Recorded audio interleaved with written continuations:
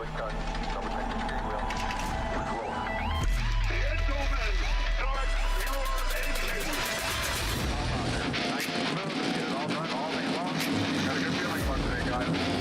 Kite's gonna get through it all and score his first career win in the Saturday Night Racing League Cup Series. What a finish! Too little, too late from behind, and Sebastian Marin, your first repeat top split winner of the qualifying series.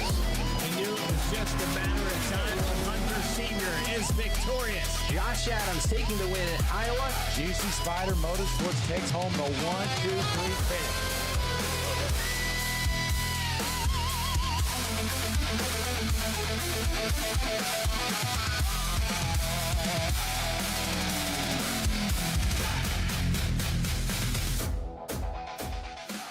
Superior quality, ultimate protection, and the highest level of craftsmanship. We make our gloves for the hard worker that wakes up every morning and gives 110%. You deserve the highest quality protective gear that's going to work for you, day in, day out.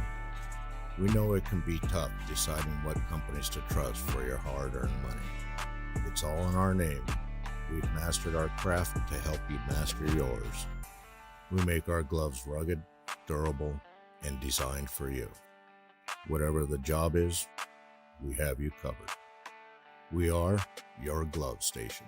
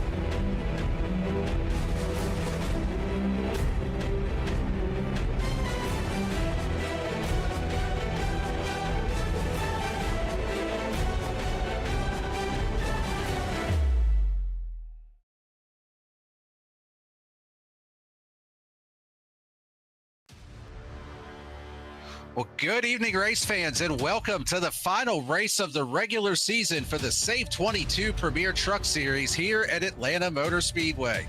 Tonight is the last chance for these drivers to punch their tickets into the championship round as we set out to get that 12-driver playoff grid set. Who will manage their tires and find their way to victory lane here tonight? We'll find out live here on V-Speed. Good evening. I'm your host, Daniel Cunningham, alongside my neighbor in the broadcast booth, Logan Threlkeld. We've got Bradley Cooper running the production truck, and as always, the camera angles courtesy of Dougie Beard. Logan, good to be back up here in the booth with you after Bradley filled in for me last week. Appreciate him doing that. How you feeling for this race here tonight? I'm feeling pretty ecstatic for this one, Daniel. It's going to be a fantastic race as always, and really looking forward to seeing who can punch in those last few tickets here for the playoffs coming up in 2 weeks. Taking a look now at what we're at today, Atlanta Motor Speedway, or otherwise known in today's day and age, Echo Park. Opened up July 31st of 1960 in Hampton, Georgia. A intermediate 1.5 mile circuit here with 24 degrees of banking in the corners, a slight 3-degree banking across the front tri-oval, and it's a fast one here. It also, being the legacy setup here as Atlanta, it is a cheese grater on the tires, Daniel. Yeah, it's got that antediluvian surface here, that old worn out surface. So going to be a good one tonight. These drivers will manage that tire wear. But right now, we have got our grid set. It's time to hand out that Jam Printing and Promotions Pole Award. Since forming in 2013, Jam has contributed printing and promotional sponsorships to more than 60 local nonprofits, with the primary focus on organizations that assist veterans, women, and children. They've been with Goat Locker Racing since the very beginning, local and veteran certified. When they do well, they do good in the community.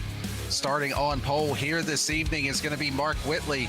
To his outside on that front row is going to be the 51 of Levi McCarty. Row number 2, it'll be Michael Kostick and Chance Taylor lining up in the 3rd and 4th positions. Cody Anderson roll off in P5 here this evening. Patrick Drabick to his outside in the 6th position. Starting in 7th here tonight is going to be Jacob Ellingson, James Goshen in the 8th position. And rounding out your top 10, be Charles Abert in 9th, Samuel Joseph in 10th.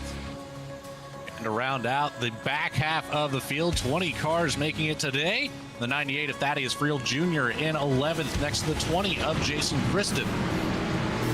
In P13, the 58 of Jonathan Cofield lines up next to the 02 of Michael Jones. Behind them, it's the 99, the man, the myth, the legend, Brandon Wallace, next to the 4 of Mike Browning. 33 of Tyler Justice rolls off in P17 next to the 25 of James Kaufman. And last but not least, the 75 of Chuck Peglake Belt next to the 37 of Michael Seymour. 20 drivers here tonight for this regular season finale. We've got 100 laps on the board, 4 sets of tires available to these drivers, 2 green-white checker attempts. Fuel run going to be anywhere from about 45 to 50 laps. These drivers will be wanting tires before we get to that point, though. But we are ready to roll here at Atlanta. Green flag in the air and already on that outside lane. Chance Taylor in the 14 had a pretty good starting spot, but Logan, we talked about this pre-race before we went live. You know firsthand here just how difficult it is to get these cars hooked up when you're trying to restart. And Chance Taylor with a big tire spin there on the start of the race. I knew you were going to bring that up, Daniel. I was prepared for it. Yes, the outside line very loose on the restarts, especially the initial start here today, as we have a modest 120-degree temperature on the track surface. So one of our hottest races of the season. You have to be very careful whenever it's extremely cool or extremely hot. That's exactly what we saw coming out of the 14 of Taylor. He'll immediately drop back 3 positions from that and fighting for his life right now with Jonathan Cofield taking away another spot. Cofield already up 6 positions as Mark Whitley has put about 6 car lengths on Levi McCarty for P2. Yeah, you called it. Jonathan Cofield was the one that came out the best out of all of that, up 6 spots from where he started, already up into the 7th position. A little surprised to see him qualify as far back as we did, but already making some headway, and a lot of side-by-side racing going on behind the second-place driver, Levi McCarty there. And you've got Jake Ellingson, Michael Kostick side-by-side, and about 4 rows deep behind that, it almost looks more like the new Atlanta Motor Speedway, but that's going to thin out at some point as these drivers wear the tires out. Thaddeus Friel Jr. took a small look to the inside there. I believe the 14 of Chance Taylor.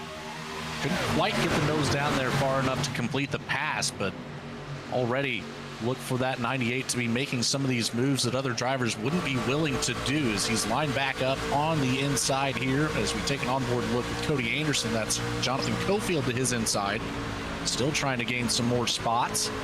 Looks like Cofield will be able to get the nose ahead for a 7th position gain since the green flag dropped, but after that it's starting to get single filed out in front of him. So once this battle subsides, that'll pretty well bring the entire field single file here already on lap 5. Yeah, but Jake Ellingson is putting a move on for the race lead right now. He is to the inside of Mark Whitley, and he's going to be able to complete the pass. So put the 27 now up into P1, but Mark Whitley still right on his back bumper. Thought about trying to take a look to the inside, not able to do so. And McCarty now looking to the inside of the 77 to try to take that 2nd spot away. But it's good to see Jake Ellingson up there with the race lead right now. So we ride on board here with the 77 of Whitley, one of the drivers with the webcam on. And of course, you got to throw the championship trophy there in the background when you got your webcam on. Yeah, you might as well show that thing off. That's what these drivers are fighting for here once the playoffs start. Premier Series on Wednesday night, and of course here on Friday night. Champion overall gets that belt. And it's such a nice piece to have in the background. I can't say I blame it whatsoever. Yeah, absolutely. And Jake Ellingson now has already built up a 0.3 of a second lead over Mark Whitley. Patrick Drabick, now the driver in third, has worked his way up to that position. Levi McCarty in fourth. Fifth place, currently Michael Kostick. First side-by-side battle that we're looking at here is Cody Anderson, Chance Taylor still trying to kind of recover from that first lap tire spin that he had there. Currently riding in the ninth place. Now Samuel Joseph taking a look to the outside. And what a perfect time to go to the Cody Anderson cam here. It's not quite the Twisted T cam that Bradley was after with Samuel Joseph. But what is that? Is that a Coors Light cam we've got here with Cody? I believe it is. Okay, good. We got that. So we've got a Twisted T cam and we've got a Coors Light cam. So we'll have to see what else we can come up with here. I know Bradley's always on the lookout for that. Well, luckily Taylor and Anderson got their battle sorted out. Of course, two teammates out here on the track, so you never want to be side by side too long with your teammate. Anderson will actually end up losing a couple spots, is right behind the 85 of James Goshen, nearly getting into the door of Mike Browning there. Yeah, really tight moment between those two drivers.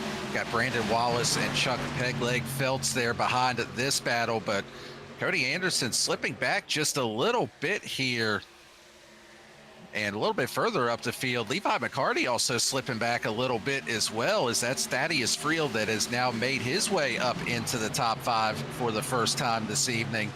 Jonathan Cofield starting to put some pressure on as well as we go to the impersonator cam here.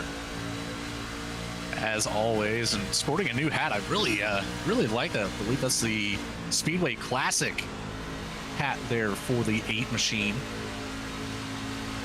which is always one of my favorite paint schemes too.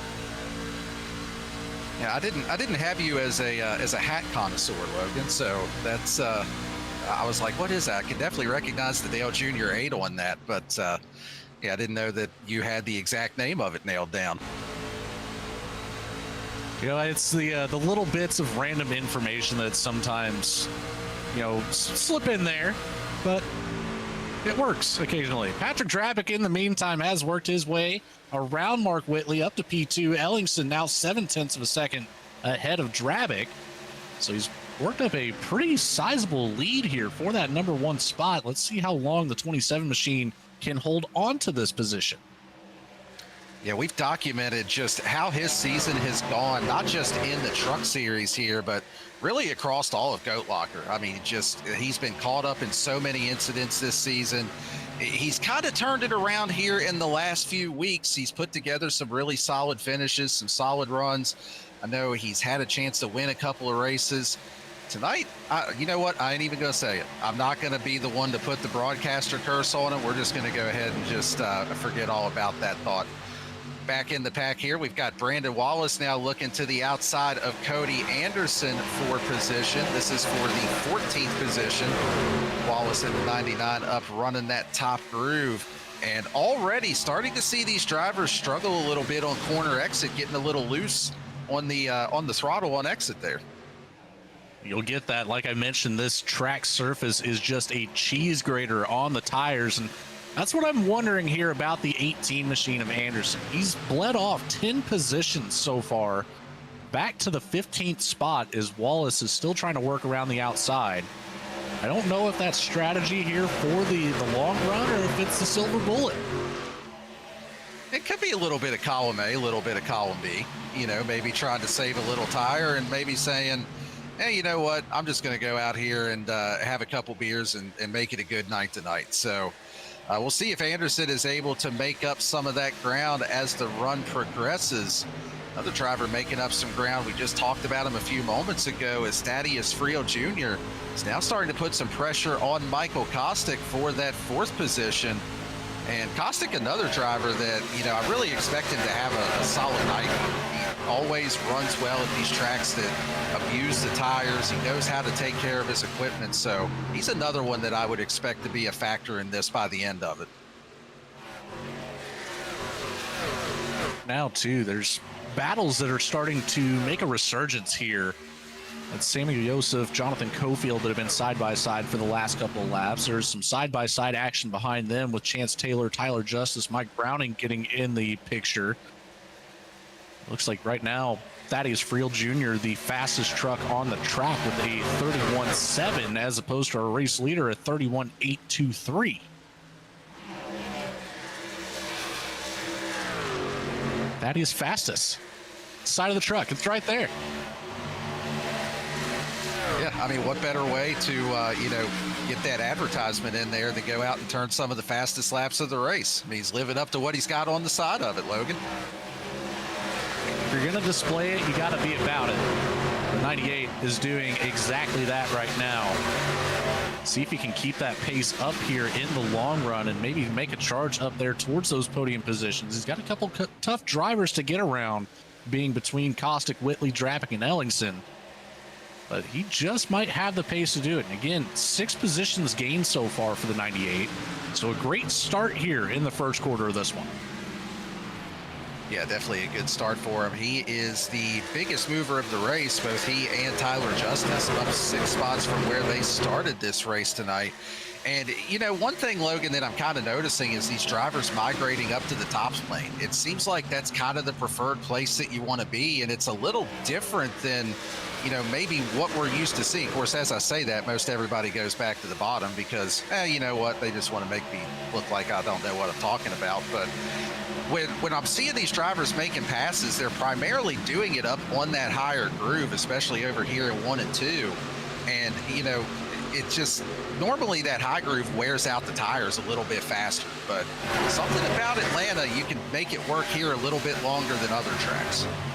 And that's exactly what you're going to see is that tire wear start to come into play a little bit more each time they try to make those passes. Is Whitley trying to take advantage of that bottom line, but you see Drapic able to drive off of turn 4 and get well clear the 77.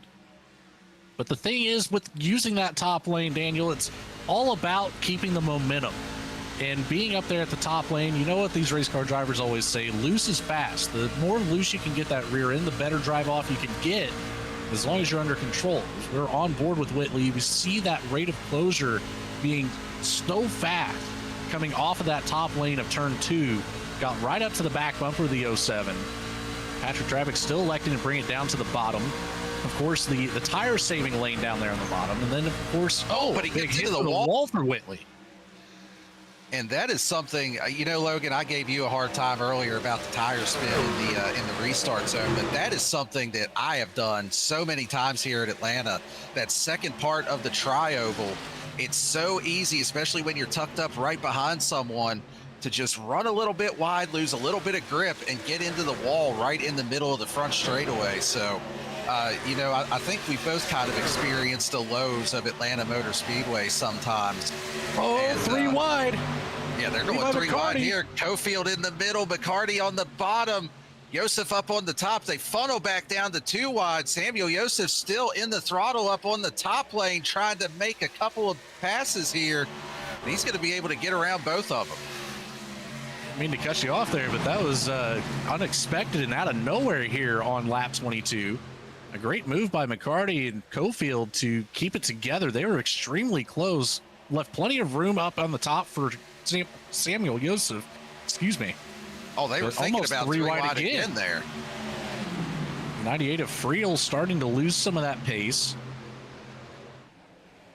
33.5 that time by for the 98 machine. It was a 33.0 for McCarty. Oh, Samuel Joseph's going 3 wide to the bottom here. That was a big move from the top in 1 and 2 down to the white line in 3 and 4. He's got the position. Is he going to slide up in front? But there's another 3 wide just a couple of spots behind him. Friel into the wall. It's a little bit of a bump there from Cofield from behind, but both drivers able to keep it straight here on the track. It's starting to get a little sketchy now. That tire degradation, it's coming into play, Daniel. Yeah, it is definitely starting to hit some of these drivers that maybe pushed a little bit too hard, too early. And you're going to see a lot of movement throughout the field over the course of the night as a result of that. Another driver right now that is starting to drop just a little bit is Patrick Drabick. He lost the second spot there to Mark Whitley. He's now got Michael Kostick right on his back bumper. Trying to hang on here. Pat, another one of the drivers with the webcam on tonight. That's and you can see it there, the counter steer on the exit of turn 2, but just pretty relaxed look right now. Doesn't seem like he's too concerned with how the truck's driving at the moment. We still have 3/4 of this race to go, so a lot of time to make adjustments. So looking down from the blimp cam, the 3 of Kostick nearly got into the left rear there, coming off of turn 4. So that was an extremely close move, and again, Patrick Drabick just completely unfazed by it. Puts another couple car links on the 3 machine. We'll take a look back here. You see almost contact right there. The 3 lets out of it to not make that contact. So a good adjustment from Kostick and nerves of steel from Drabick. Yeah, you mentioned it, just a quarter of the way into this race so far. Seen a lot of side-by-side battles still. Cody Anderson starting to work his way back up through the field. You kind of documented as Friel gets big loose behind them. I think he may have burned the tires up a little early here on that 98. But, you know, you talked about it earlier, Logan, with Cody Anderson in that 18. Was it the silver bullet or was he trying to save some tire? I think we've got our answer. He is working his way back up through this field. Now looking to the inside of Jason Kristen for the 9th position. Got the nose ahead for the time being, but the 20 machine with the drive off the top of the corner should be able to get back around. McCarty works around the outside of Michael Kostick. Made it look pretty easy there coming through the tri-oval. Riding the Larson line at the top of the track through 1 and 2. He's going to see about a run, maybe take a look to the inside of Drabick. Drabick will likely drop it down to the bottom here and actually enters a bit higher than I would have expected. Drops it down to about the 2nd lane through the middle of the corner. Brings it back up to the wall, but he's not going to let this pass go easily for the 51. Cardi will slot right in behind. They both get a little loose through that second portion of the tri-oval. Nearly side-by-side behind with Kostick and Yosef. And this time by McCarty with the momentum. He's going to be able to complete that pass down the back straightaway up on the top side. So that'll put Levi McCarty now back into a podium position. Samuel Yosef looks to the inside of Michael Kostick. A little bit of a door rub there. I don't want to say that was a door bang. That was more of a door rub between the two of them. And Kostick able to retain that position for now. Anderson further back has lost a position to Tyler Justice. Thaddeus Friel Jr., though, we saw him up in the top 5, now struggling at the very back of the pack here, almost in the 20th position, nearly 3 wide with Brandon Wallace and the 7 of Charles Abert. He is all over the tailgate of the 99 right now. Yeah, I would have to agree with your earlier statement, though. Friel just pushed a little bit too hard, a little too early. Burnt up those tires quite a bit, as he is now all the way back from the 5th spot to 20th. Yeah, and it's so easy to do at this track, probably more so than really any other track on iRacing. And you get 1 or 2 slides. As we saw, he got really loose a couple of times on the exit of turn number 4. And that's all it takes to get those rear tires heated to where you just have absolutely no grip moving forward. So tough for the 98, but still a lot of time left in this race to try to recover, work his way back up to the front of the field, try to gain some of those spots back. So while we do have a quick moment here, I want to go ahead and give a shout out to our title sponsor of the Premier Truck Series, being SAVE22. They are a 501c3 organization dedicated to preventing suicide among veterans, active duty personnel, and first responders. Their unwavering mission extends to 4 critical pillars: shield, assist, volunteer, and educate. Save22.vet. We appreciate all their support both here with Goat Locker and with that veteran community. Mark Whitley has made his way back up to the number 1 spot. Ellingson had 0.8 of a second over the 77 machine. Take it back here on a V-Speed instant replay. Have a look at how he completed this one. Riding that top lane through 1 and 2. Ellingson still on that bottom line, saving some tire here. Screaming down the back straight. Ellingson tried to enter high, but looks like maybe a slight bobble there on the bottom. The 77 was able to keep the momentum. And where's the move? Right around the outside, coming across the stripe. Holds on to the outside, entering 1 and 2. Doesn't give the 27 enough room to really make that apex from the top of the track down to the bottom of the middle corner.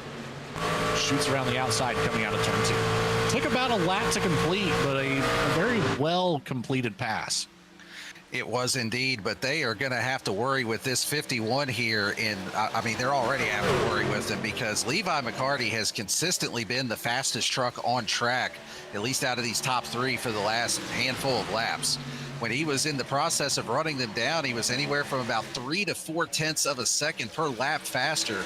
It has leveled off just a little bit as he's gotten in their wake. But, oh, wow, Whitley sideways on the exit of turn 4. And that is going to allow Levi McCarty to get right up on the back bumper of him.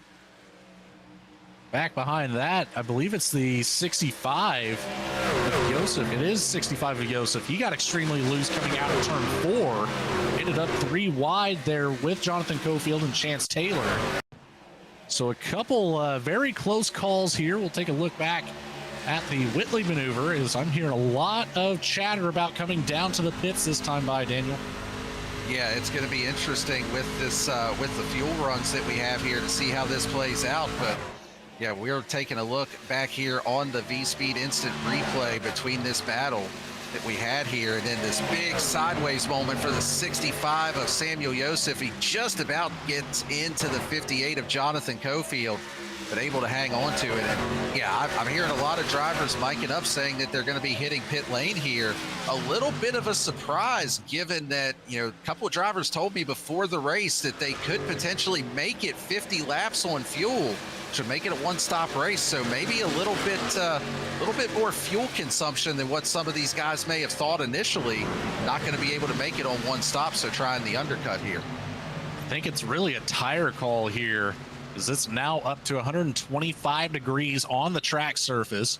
And interestingly enough, the driver that we see that typically goes for that long call strategy, Brandon Wallace, the 99, was the first one to pit on lap 34. The backup here on that lead battle, the 77 still trying to hold off the 51. McCarty makes a move to the inside, coming across the tri-oval, down to the bottom of turns 1 and 2. He's got the nose out ahead of Whitley, but will he be able to hold on to it? He's going to pull the slider on him. Oh, and he's loose on the exit of 2. Knew he was going to try to get that clear and take the position, but not quite able to hang on to it. But now can he use that high lane with a little bit of momentum to try to set up a similar move to what Whitley did on Jake Ellingson earlier?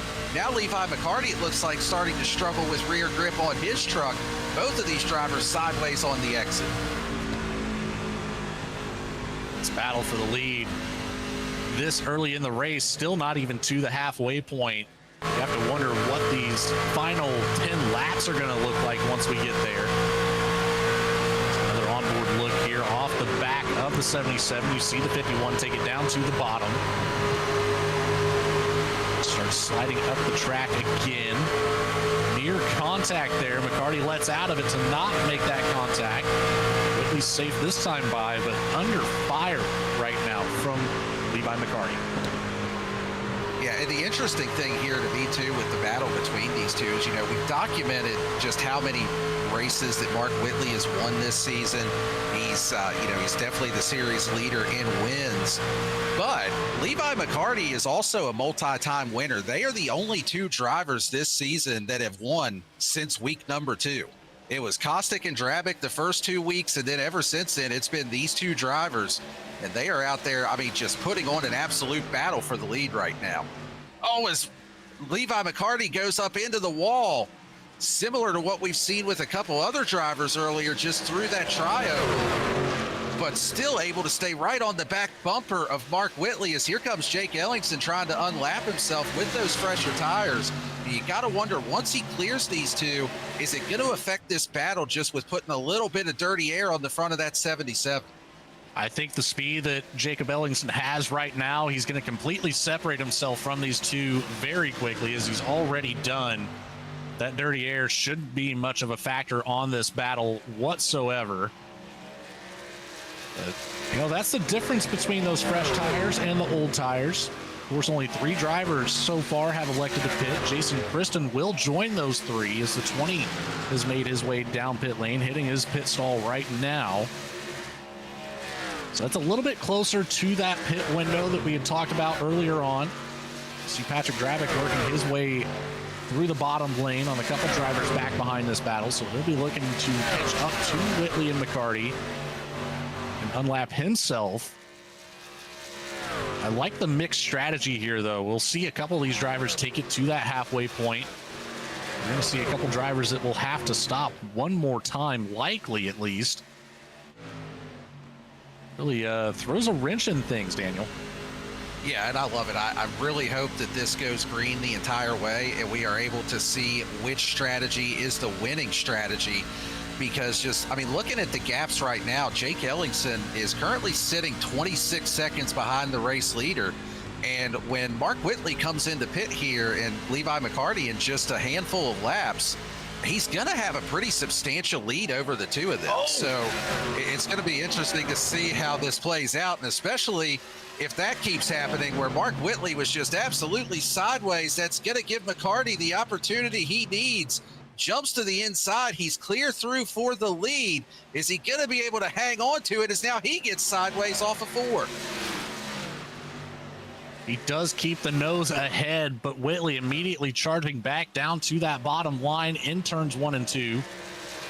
McCarty still keeping it inches off the wall at the top of the track. Brandon Wallace now enters the equation. Whitley loose again in the middle.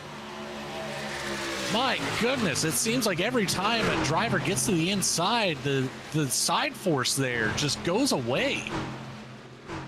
Yeah, it is definitely, the aero is definitely affecting these trucks when they are side by side. Throw in the abrasive worn out surface like you talked about, Logan, and we're getting exactly what we're seeing here with these two drivers going at it. As, oh, he's up in the wall a little bit as McCarty, a little bit too much up on the Larson line there. Still carries a ton of speed through the turn. He's going to have enough momentum to look to the inside in 3 and 4. Either one of these drivers willing to give an inch and definitely don't want to mess up the pit strategy. It's going to be interesting who's going to take that pit lane first between McCarty and Whitley. Who will have the slight advantage over the other in the long run? But the battle here is just doing work on the tires as they keep switching lanes back and forth on either side of the track. Whitley has the advantage for now, but McCarty will not let this battle go by any means. Both of those drivers on the edge right now. The battle for third is heating up as well between teammates Michael Kostick and Jonathan Cofield. Cofield, you know, we talked about him sliding back a little bit earlier, but now starting to work his way back up through the field. Of course, gained a couple of spots through the pit cycle here as we get close to this halfway mark, but now taking a look to the outside of his teammate. See if he can carry this momentum if Kostick decides to put up too much of a fight here, but I'd have to think that they'll be trying to find their way to pit road here in the next lap or two. I believe the 98 just called out. He'll be visiting pit lane next time by. The 51 of McCarty will bring it down coming out of turn 4. Leaving Whitley on an island all by himself, but looking for that undercut maneuver to pay dividends. And I think it's a good move. I think he's got to try to get control of the race, make Mark Whitley make the pass on him. And, you know, one thing we haven't talked about yet with as far as the pit cycle goes is just what I was getting ready to say. Levi McCarty had to back up a little bit. He slid through his pit box. These tires being as worn out as they are, I mean, it's going to be treacherous getting on the pit road. It's going to be difficult getting stopped in your box as quickly as possible.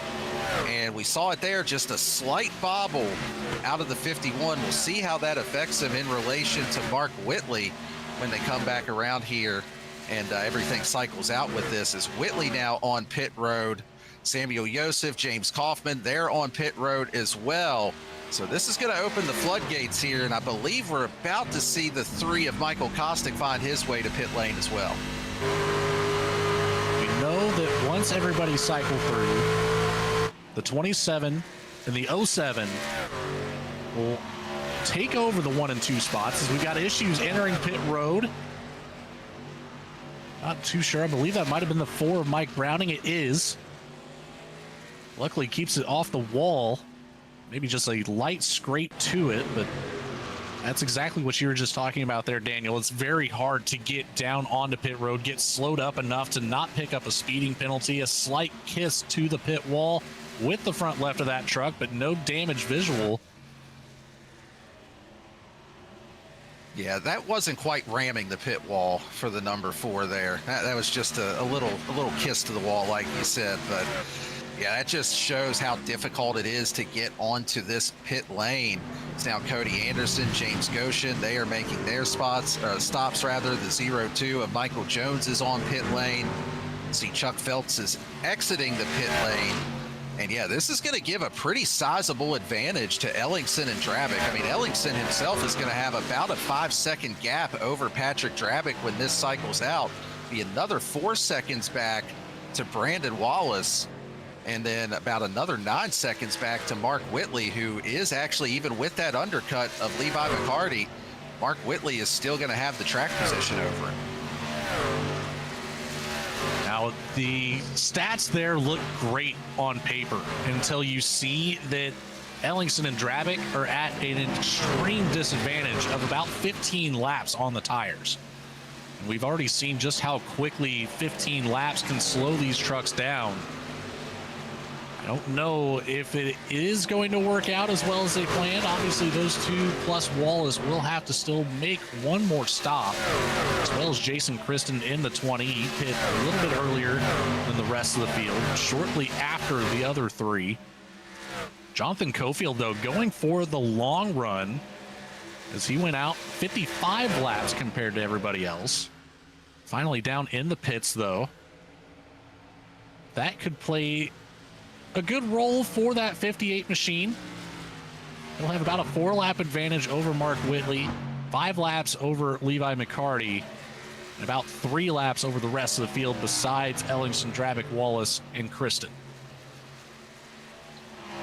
Yeah, the thing that I'm interested to look at here is the lap times. So Jake Ellingson's last lap, he ran a 33:13. Mark Whitley's last lap was a 32:14, so about a full second faster for Mark Whitley rather, compared to the race leader of Jake Ellingson.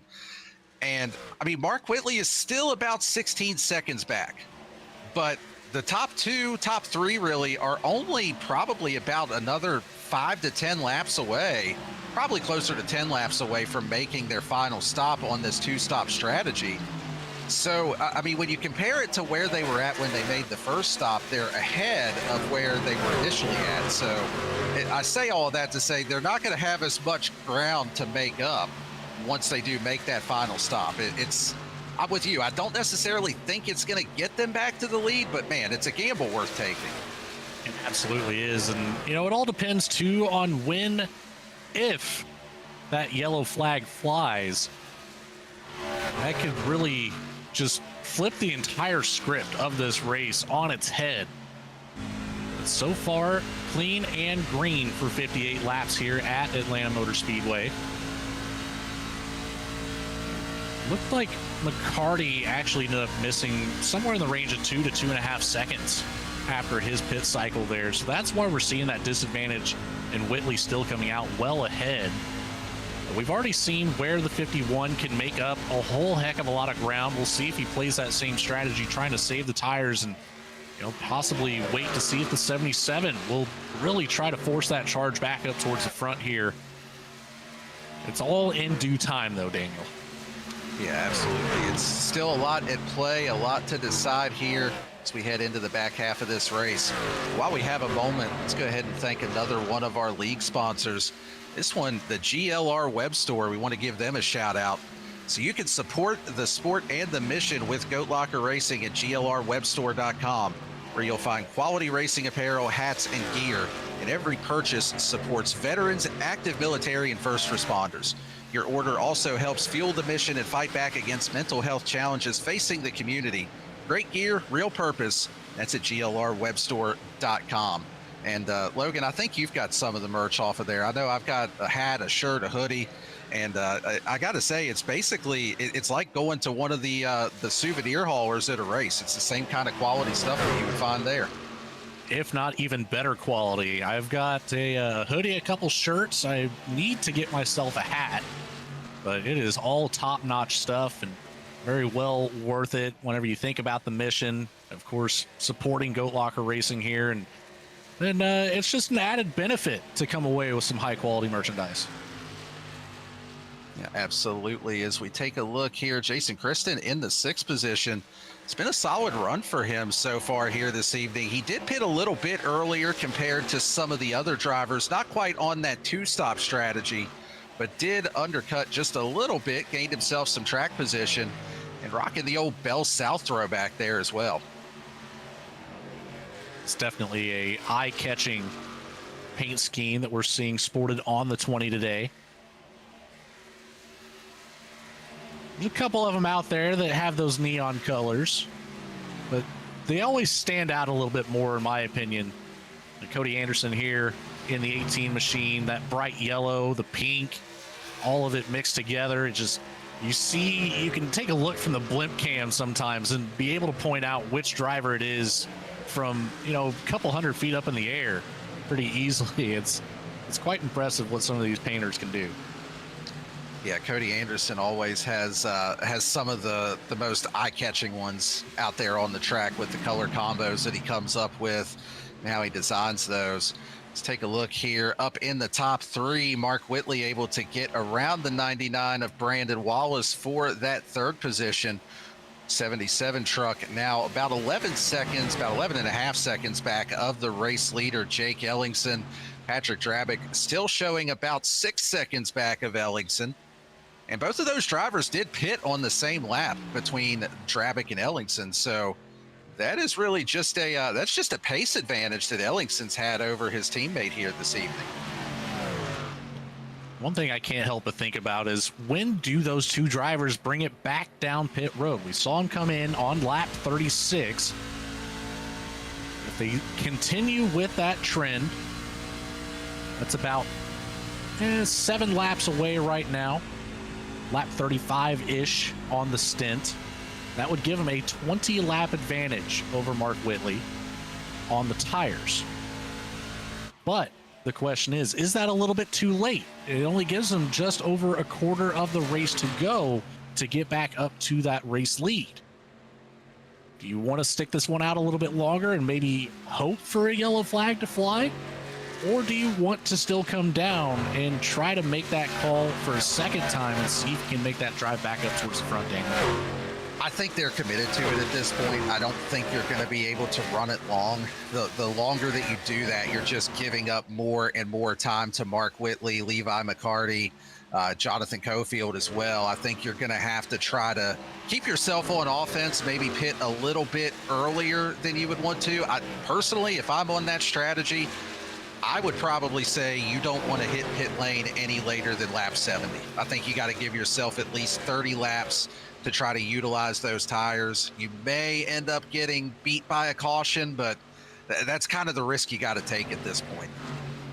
So to compare lap times here with Ellingson on those 15 lap older tires, currently, as Brandon Wallace slides it down into pit lane, he tried to make that short pit call. I don't think he'll have too much damage there on the nose, but that was a little bit harder of a hit than we saw for the 4 of Mike Browning. Take an onboard look as he already started to get a little bit loose coming off the corner. Too much speed coming into pit lane, so that's going to end up being a black flag there, speeding on pit road entry. So that's just going to be added time here for the 99 stop. But Taking a look here, the 07 of Drabick does make the call to bring it down. So does the 27 of Ellingson. So here we are just before that lap 70 mark. And you really took the words right out of my mouth. That was the magic number I was also thinking, was lap 70. Give yourself about 30 laps. We already saw that it was about a second of difference between Ellingson's times on the 15-lap old tires whenever Whitley came out of the pits. Right now, Whitley just crossed the line at a 33.0, so it should equate to about an 0.8 of a second difference here. Yeah, it's gonna be a tall order for them to get back up there. But the one key that I'm looking at right now is that Jake Ellingson was able to keep himself on the lead lap, albeit 28, almost 29 seconds behind your race leader. But he is still on the lead lap, whereas Patrick Drabick, he would be the first car one lap down after that. So, a caution would definitely hurt Patrick Drabick more. He's not going to be able to stay out and gain track position. Although I think if you're Ellingson, if you catch a caution now and it's been more than a handful of laps, I think you're going to have to come down and take your last set of tires. But the other thing I want to mention here, too, we talked about the 58 of Jonathan Cofield running long on that last green flag pit cycle. He is putting in some really impressive lap times right now. He's consistently anywhere from about 3 to 4 tenths faster than both of those two drivers ahead of him. So it's still some ground to make up, but there's 30 laps to go. He's only 2 seconds back of the race lead. He's still got a chance to get up there and take this win himself. I just want to analyze this a little bit more for the case of the 27. So looking back at the lap times at the end of the run for Whitley, he was closing in on the 34-second mark. He was high 33s. It looked like pretty well evened out around the 33.8 area. And of course, with those slides, it always added a little bit of time, right? So we're looking at anywhere from at the end of this run, Ellingson should still be about 3 to 5 tenths of a second faster than Mark Whitley. Right now, we're looking at a 24.5 second disadvantage. That's how far back the 27 machine is from the race lead. And we've got just shy of 30 laps to go. I think there's time to see that 27 come all the way back up to the front as long as that yellow stays put. How bad was your calculator burning up trying to do that math there, Logan? That was all in my head, surprisingly enough. Okay. So it's steaming. Okay, well, that was impressive that you were able to get that figured out all with just some mental math there. But yeah, the biggest thing that could help out Drabick and Ellingson is for Jonathan Cofield to honestly get up there and start putting some pressure on Mark Whitley. If Whitley's just on cruise control, he's able to kind of keep the truck underneath of him, save a little bit of tire. He's not going to be losing as much lap time. Whereas, just like you mentioned, you saw earlier what happened when he was having to fight the 51 truck. When you're sliding like that off of every turn, you're just bleeding lap time at that point. So he really needs somebody to get up there and start racing Mark Whitley, put a challenge on, and that's only going to help the cause that much more. Imagine, too, if both McCarty and Cofield can get up there, making a 3-wide battle for the race lead. That will just help the case for both of those drivers even more. It's very hard to play defense on 2 lines at once. Right now, the battle between Cofield and McCarty not helping their own situation. Bouncing anywhere from about 1.6 seconds up to 1.9. Now that Cofield is around, we'll see if he can make that charge up here a little bit quicker, as Mark Whitley does have some lap traffic just up the road. See who, I believe that's the 14 of Chance Taylor. Yes, it is. Taylor typically pretty clean out here on the racetrack in terms of staying out of the way of the leaders. So I would say that he would likely give room to the 77, the 58, the 51 as they start to make their way by. But right now, their own worst enemy will be each other, battling for that second position. Yeah, absolutely. As we see another good battle for position here, that is the 85 and the 65. Goshen and Yosef battling here. Goshen able to clear through. He is now up into the 6th position. And we haven't really talked about James Goshen a lot tonight. Been a quiet night for him so far. but I mean, slowly but surely working his way up here through the field in the later stages. He had dropped back a little bit earlier, now up into that 6th position, just outside the top 5. Still got about 3 seconds to go before he would catch Cody Anderson, who's currently in the 5th position. But yeah, just a really solid run for him. And another good battle here between Michael Seymour, got Mike Browning in that mix as well, Tyler Justice. It's all right for the final spot in the top 10. And they're also closing in on James Kaufman as well.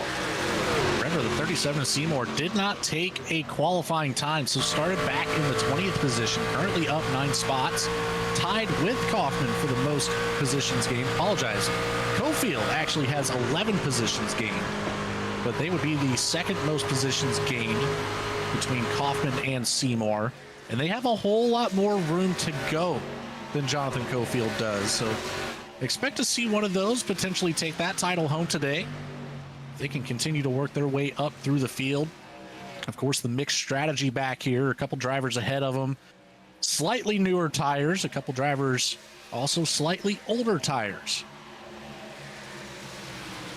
Yeah, it's definitely an interesting mix here. Jake Ellingson he's still in 15th, but he's got that gap to the leader down under 16 seconds now. So, I mean, he's already cut over 10 seconds off of that gap to the lead. Still 20 laps to go. He's got some clean racetrack ahead of him until he starts catching some more drivers for position. So if he can put some good laps together now, just going to help the cause that much more. And I mean, the biggest thing for him, though, is going to be just how quick can he navigate the lap traffic. There's a big wreck on the front straightaway. Caution is out. The 98 Thaddeus Friel Jr. is involved. As we're on board with Ellingson, he is able to snake his way through there. That is not what the 27 wanted to see, though. That is going to put him behind on track position here as we go back and take a look at the V-Speed instant replay. See, Mike Browning's got a ton of damage here as well. Thaddeus Friel, I believe, had just come down pit road and had fresher tires. Oh, and Tyler Justice gets loose. It puts him in a 3-wide situation. Friel was down on the bottom trying to give enough room, and then Charles Aber gets caught up in it. And man, what a huge hit for the 4 there. And you saw the 98 made that correction and ended up hopping the first corner there of the tri-oval through the grass. Trying to take a listen here and see what happens with the race control. Looks like they're going to call it a racing incident, actually. Taking a look on board with the 7 of Abert now. He was hung out high and dry. Nowhere really to go. Ends up getting right into the back of the 4. Likely some front left damage there on that machine. Yeah, you can see it there, Samuel just underneath the light. just spun getting into pit road under caution. Didn't see exactly what happened, but he was sideways on the entry to pit road there. So, I mean, I would have to think he got a little bit of help getting into the pit lane, but that's going to cost him a bit of track position here as well, as the entire field going to come down, take 4 tires, and get ready for the shootout to the end of this one. Keep an eye on the race off of pit road, which it looks like Mark Whitley is going to be able to retain the lead. Jonathan Cofield comes off pit road in 2nd. That'll put Levi McCarty right on the back bumper of your race leader, Mark Whitley here, the 2 drivers that were really battling it out earlier. So have a shorter run to the checkered flag on this one. Let's go back and take a look at what happened to Samuel Yosef coming down pit lane here. And no, he did not get any help. That's a strange one. Up. Just a little bit too hard on the brakes. Maybe that brake bias a little bit too far back. Take a look on board here. It just snapped loose. Maybe that transition there from the racing surface, you saw a little bit of I want to call it canter there, as he came down off of the track and right back to the flat surface. But we're going to send it to a quick commercial break, as we still have 2 laps to go before we see that green flag wave. We'll be right back here at Atlanta Motor Speedway to take it to the checkered flag.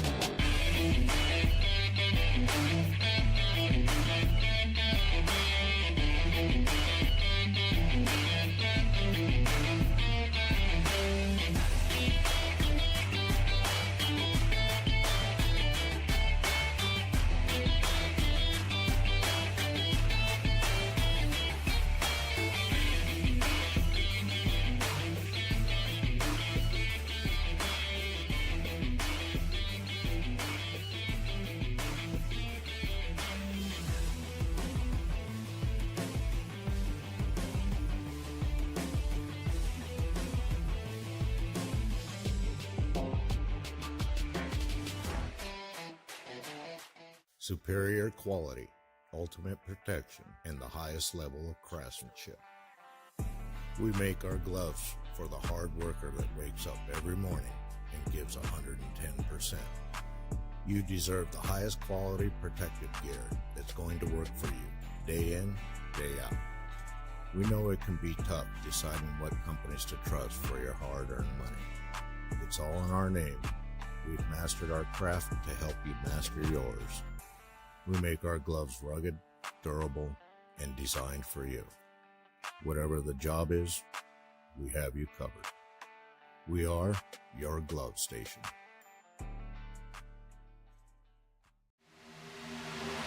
Well, welcome back to Atlanta Motor Speedway. Back under the green flag here. Just 15 laps to go.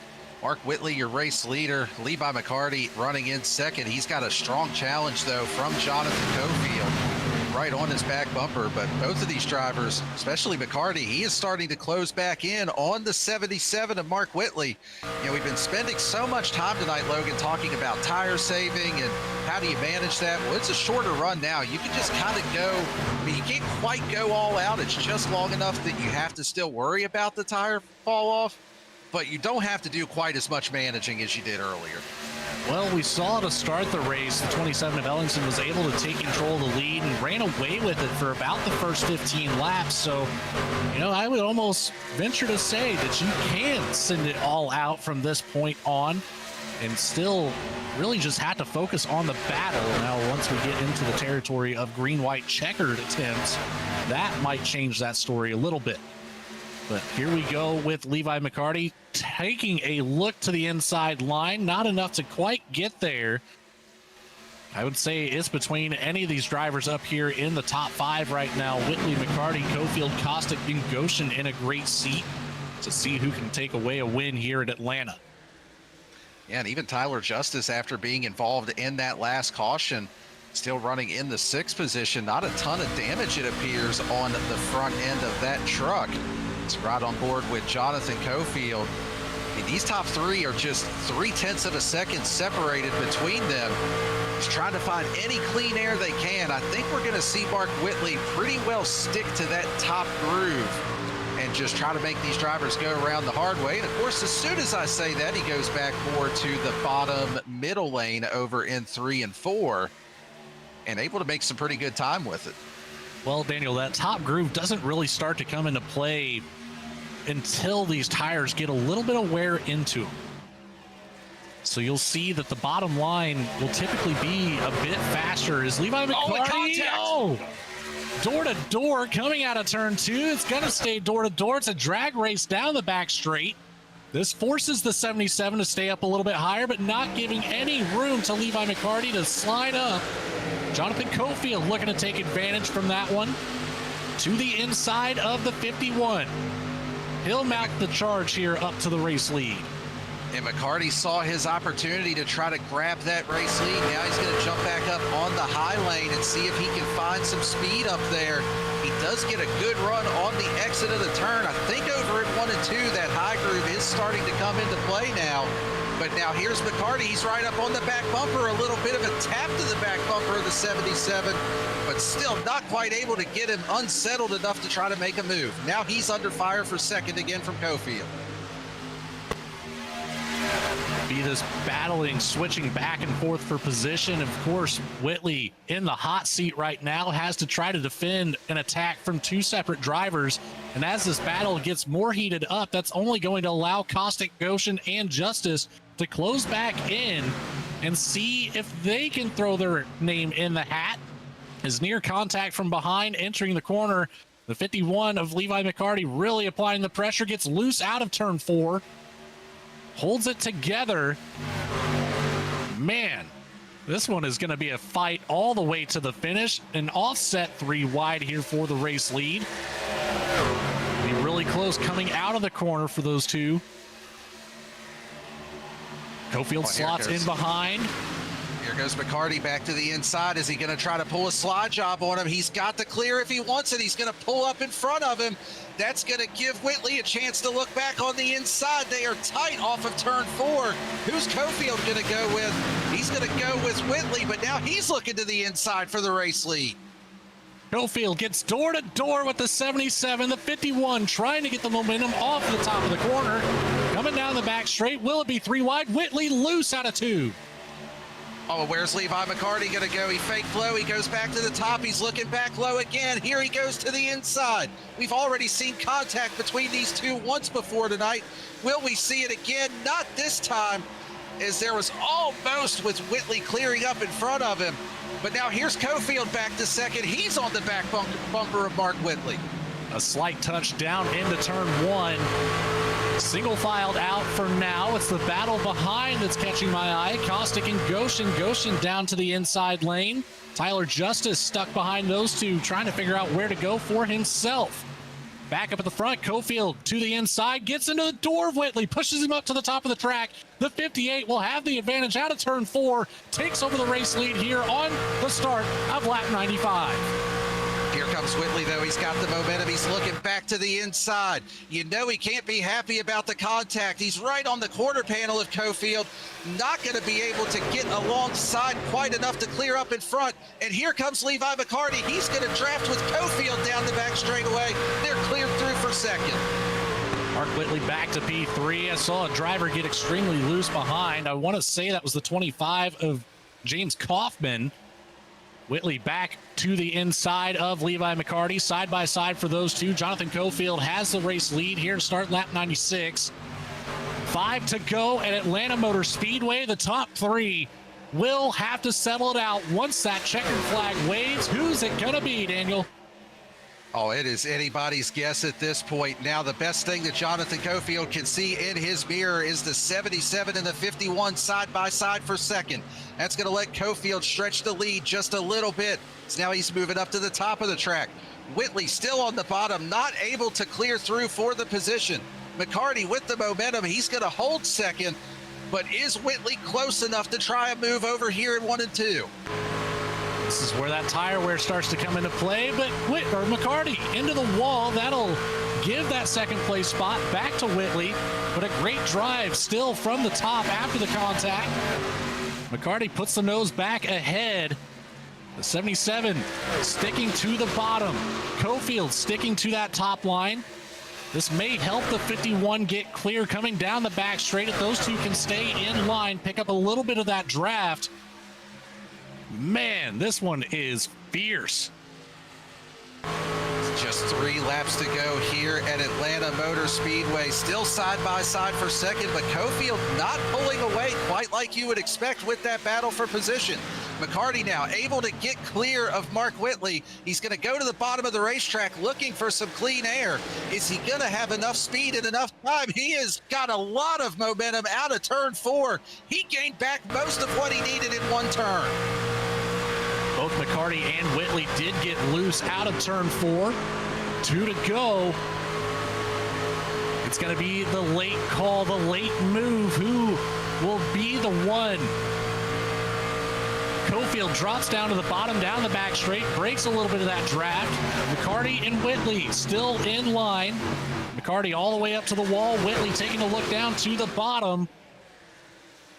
No room for the 77 to move up, but they'll stay side by side as the white flag waves, presented by Glove Station. Quality gloves and protective gear to get you across the finish line.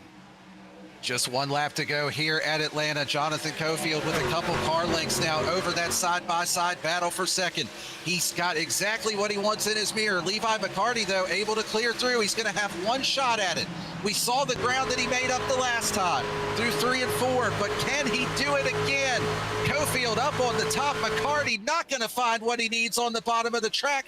Back to the start-finish line. Jonathan Cofield is your winner in Atlanta. Win to break the streak of the McCarty and Whitley show that we've seen in the past few weeks. Like you mentioned, since week 2, it's been nothing but them. Jonathan Cofield punches his ticket into the playoffs. Wow, what a phenomenal run back to the checkered flag. A great finish that we saw here. I know we all wanted to see the green flag strategy play out, but man, it still turned out to be a great run between our top three. Michael Kostick, teammate there, coming up, giving him a little congratulations on the race win, his first here of the season for the 58. And he is going to burn it down on the front straightaway after a hard-fought battle. He has definitely earned this one here this evening. But while he finishes up his celebration, we're going to go ahead and take a quick commercial break here. We will be right back to catch a word with our top three finishers and give you your full race rundown right here at Atlanta.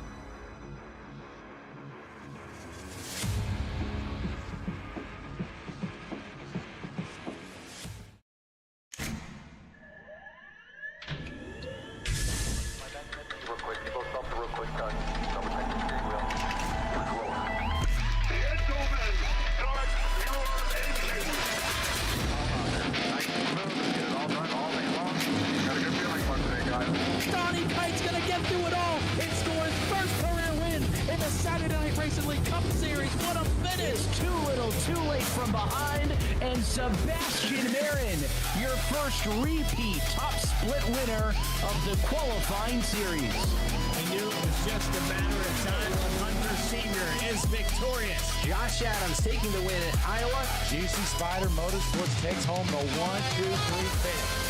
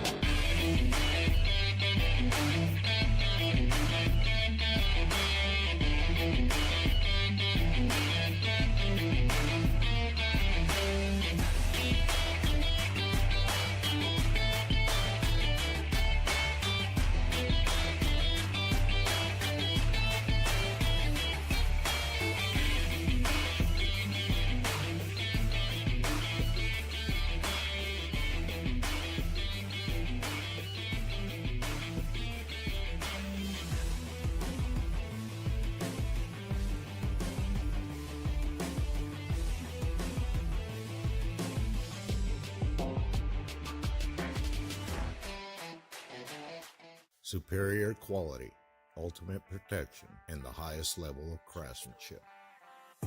We make our gloves for the hard worker that wakes up every morning and gives 110%.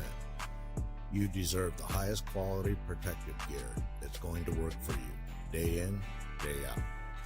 We know it can be tough deciding what companies to trust for your hard-earned money. It's all in our name. We've mastered our craft to help you master yours.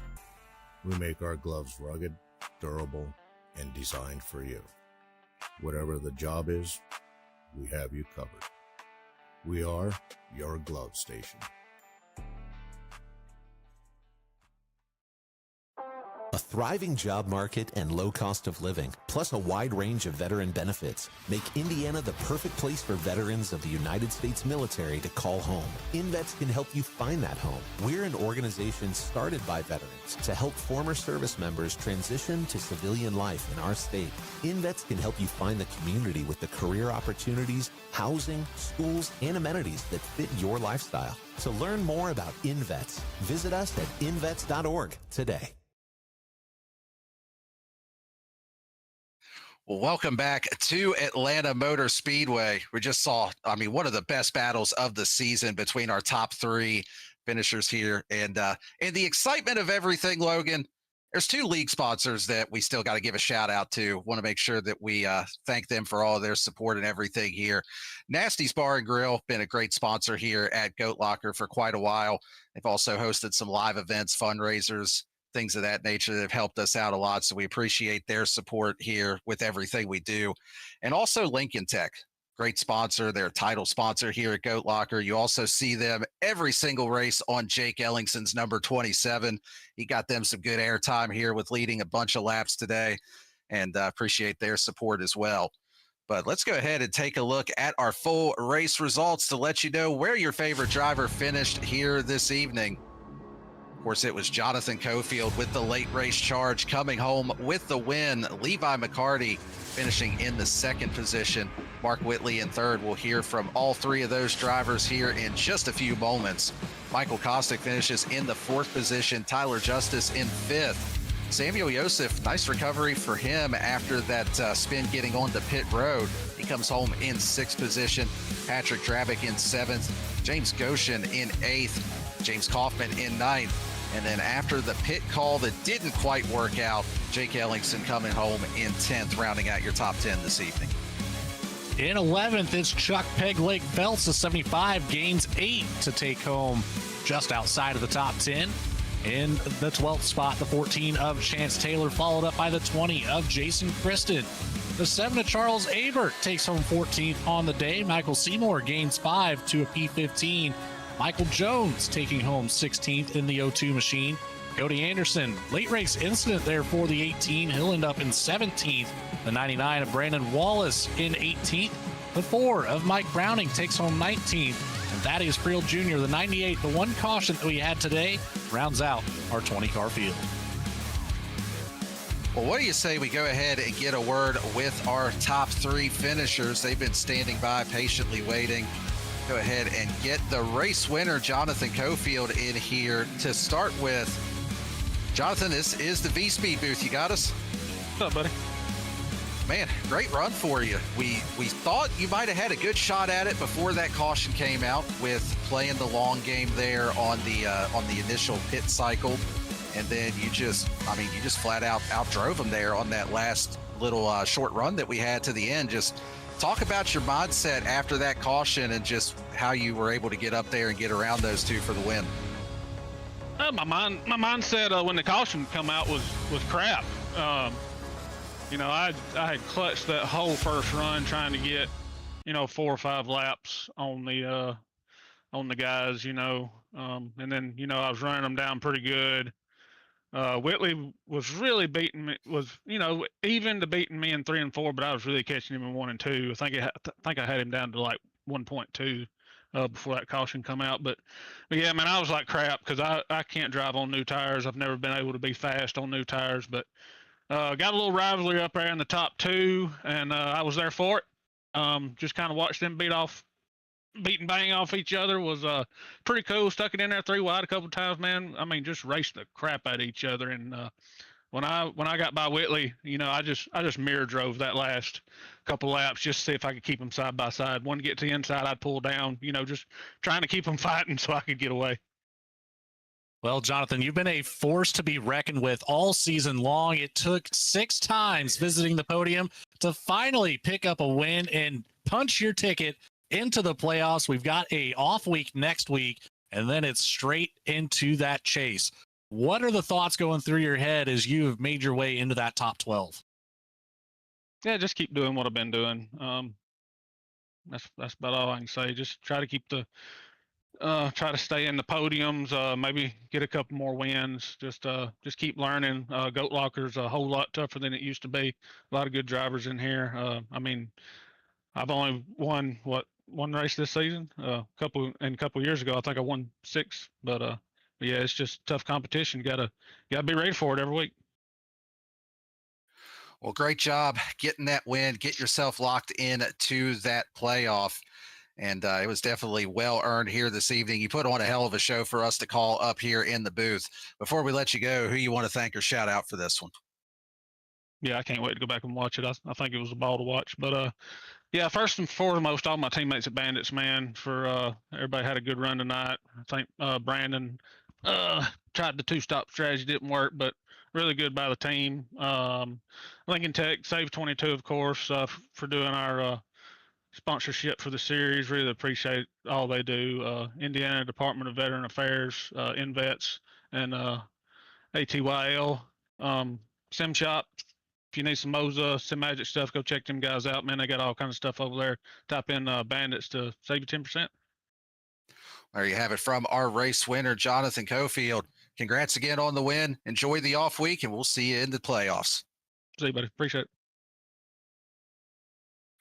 Let's go ahead and pull up our second place finisher here this evening, Levi McCarty. Levi, this is Boys Up in the V-Speed booth. You got us? Yes, sir. Well, man, you and Mark Whitley put on, just an absolutely great show there, especially right before that first set of green flag pit stops that we had. You guys both looked like you were on the ragged edge. Was it as much fun racing like that as it was for us to call it up here? Oh yeah, it was a blast. It was really tough to pass. So you almost had to get the other guy, the other car unsettled going into the corner. There was a couple of times I tried a couple of different things, but yeah, it was fun. I feel like you couldn't make passes on the high lane like early in the run.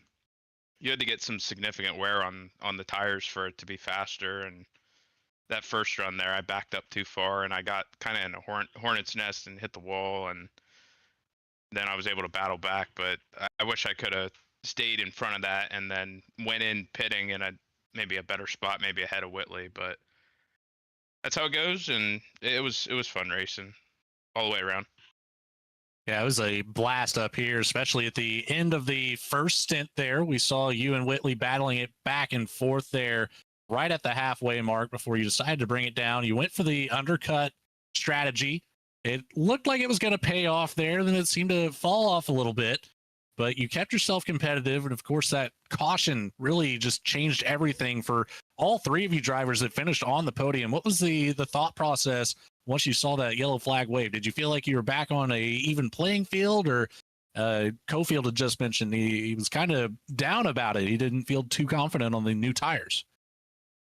I guess I was happy with it because, I was saving. I didn't go to the high lane there. I let Cofield kind of go by me because, if I was going to sit there and burn tires battling him, there was no point. So I kind of wanted him to get up there. And Whitley's car, when he had other cars in and around him, it looked like it was really loose coming off the corner. So I was just getting ready to go to the high side and try to make a similar run like I did the first run there. And then the caution came out, and I kind of committed to the long run tonight with how I had my brakes set up and everything. But yeah, I was excited because I knew it was going to be kind of a gloves off moment between us two up there, and then I knew Cofield was probably going to be the beneficiary of it. So it was fun.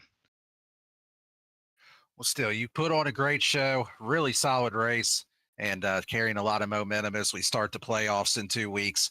Before we let you go here this evening, who do you want to thank or shout out for the second place tonight? Jam Printing and Promotions, SAVE22, thanks for putting on the series. V-Speed, you guys are like the dynamic duo up here, and then you got Bradley in here. Awesome broadcast. Can't wait to go back and watch this one. Appreciate all you guys do. Alexander PCs, Cruising Classics, and GTR Simulators. I know you didn't mean it this way, but I just thought about with you say the dynamic duo and Bradley. So I appreciate that at least not Bradley. Part of the dynamic duo. Bradley, no, Bradley, no. No, yeah, I didn't mean it like that. I know you didn't, but that was exactly what my mind went to as soon as you said that. But hey, congrats again on the second place, and we'll see you when the playoffs start. Thanks, guys. Sorry, Bradley. I gotta have a little bit of fun while you're up here in the booth too. Let's go ahead and get a word from our final finisher on the podium here this evening, Mark Whitley. So Boys Up the V-Speed booth. You got us? Yeah, I got you. Man, I'll say the same thing I said to Levi when he was up here. You and him put on an absolutely great show there right before that first set of green flag pit stops. Both of you just driving the wheels off of it sideways on exit. What was that battle like with him before that green flag stop and just trying to make sure you maintain that track position? Yeah, it was pretty intense. I feel like I battled a little bit with Drabbit to get around him. I think that heated my tires up a little bit and knocked some good off of him. And I think Levi probably he waited a little bit longer to start get going. So I think his tires were a little bit better. So when he got to me, it was just kind of like I wanted to change my line, I saw he was running a little bit higher, so I started running that. Got a good run. You could arrow block a little bit, and then he got around me one time with the slide job, but he had to lift a little bit, so I cut it back under, and just back and forth. And I kind of figured out something there, like kind of straddling the seam to help it rotate, but it wouldn't be too loose or anything. And I was able to get by him twice because I got a little bit loose. I think I saw Dravic on freshies, and I don't know if it just the air got me loose or if I just wasn't paying attention. It just got loose, so he got back by me and was able to kind of go back around him. I'm not going to say without any issue because I was still driving the wheels off of it, but I figured something out at the end of the run. I felt like pretty good. I think my crew chief said he had issues in pit road, so I was just trying to maintain the gap I had after that.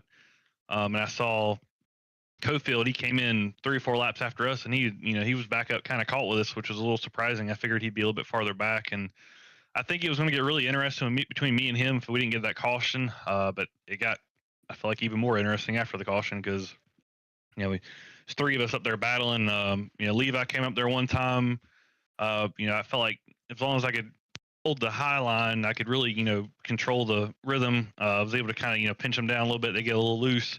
And I don't know. I think I went back and looked at it. It looked like maybe a little bit of net code when Cofield went underneath me, and we touched a little bit, but it shot my car up the track. So that's one of those things where it's, unfortunate that I got the bad end of it. Allowed him to get back by, and I felt like I could have got back to him, but then there's 3 of us racing there. Levi got around me on the outside, and then I was kept trying to get around him on the bottom, but it's so hard. And probably hindsight, I should have just waited behind him, let him go race Cofield, maybe try to pass them both at the same time. But at that point in the race, you're just up on the wheel trying to drive as hard as you can, trying to get back to the lead. So it's one of those things. Maybe in hindsight, probably would have done a little bit different toward the end, but still got a P3. Well, I'll have you know, Mark, I typically come into these interviews having at least 2 questions in my mind, sometimes 3. I came into this one with 3 questions on my mind. You answered every single one of them, so I'm just going to have to default here. We're going into the playoffs in 2 weeks. You've got a title to defend. How's the confidence level? What's going on through your mind as we've got just a couple more races to go and maybe collect another belt? Confidence level I feel like is pretty high, especially I think we were coming in on a 3 or 4 race win streak, and this track's always kind of hit or miss for me. I feel like I've gotten a little bit better handle on it here in the last few times I've raced it. So, I think we led the most laps. We were out front a lot, had good long run space. So it's really, really promising. It feels, good to be, fast and competitive at one of my tracks that probably not one of my favorites. So, come in here, get a top 3, that's pretty good, especially, playoffs. Playoffs are, get wins, but, you want to finish as good as you can each round because you don't want to get eliminated. So just one of those things. Feel pretty good confidence wise, and hopefully we can keep that momentum rolling for a couple weeks. Well, really solid run. You put on a lot of great racing tonight, led a bunch of laps, and we will be seeing you in the playoffs. Before we let you go, who do you want to thank or shout out for this one? Yeah, big shout out to all the league sponsors help get us where we're at. iRacing, MK Fire Design, SimMotion, Harpoon Design, shout out. Also on my truck, if you need a paint job, check them out, harpoondesign.com. SAVE22, Zach Graphics. Everybody here at the league helps put on a show. Like I said, I already shouted out Harpoon. He's the best designer in the iRacing business, I feel like, so check him out. My other sponsor, Jawa.gg. If you're in the market for an upgrade or a new gaming PC, they're the place to go. #1 gaming marketplace, especially with all the craziness going on with the RAM shortages, all the AI stuff. They got great deals every week, so check them out. Then I guess final shout out, if you guys put on a great broadcast. I'm glad to come out here, put on a show for you, be able to watch it back later. And like I said, I guess one more thing, I think I've said this a few times already, but Christian, we're always thinking of him. Unfortunately, his mom passed away last week, so we're just thinking about him. And then actually, before this race, I found out another one of my friends, their mother-in-law passed away too. So, it's kind of a bad couple weeks here, but hopefully we can put on a show for them and put a little smile on their face in a tough time. Yeah, definitely thinking about those with the losses. And, appreciate you coming up here, giving us the time to just recap everything. And congrats again on the podium. We'll see you in the playoffs. Enjoy the off week. Sounds good, guys. Take it easy. Well, there you have it from our top 3 finishers tonight. And Logan, we were both talking about how good the racing is at this track, everything that it puts on, and it did not disappoint tonight. Not in the slightest. That was one of the most exciting finishes that we've seen all season long. And that just amplifies my thoughts of how this postseason is going to go. I'm so excited to get that kicked off. We've got 12 drivers that's going to be battling it out, see who can come out on top. Of course, we're going to kick it all off at Bristol Motor Speedway to start the round of 12, followed up with Las Vegas, 2 top-tier tracks there to really get things rolling. We'll take it to Iowa, then Kansas, and of course, my favorite track on the oval circuit, Homestead, Miami. Yeah, that is definitely a good one. Kansas and Bristol are 2 of my favorites, especially the next race at Bristol. That is one that always puts on a great show. I see a little bit of tempers flaring as we kick off the playoffs, and that's just going to give us all that much more to talk about up here as we get down to the end of this season and crown our champion. But that's going to do it for this evening. So on behalf of Patrick Drabick, Jamie Barkis, and everyone at Goat Locker Racing, for everybody here at B-Speed, Adam Baker, Bradley Cooper, Morgan Cook, Eddie Smith, of course, you as well. Logan, appreciate you up here as always. Thank you to Dougie Beard for those cams. My name's Daniel Cunningham. Everybody enjoy the off week, enjoy Easter, whatever holiday you want to celebrate next weekend. And we will see you in 2 weeks as the playoffs kick off at Bristol.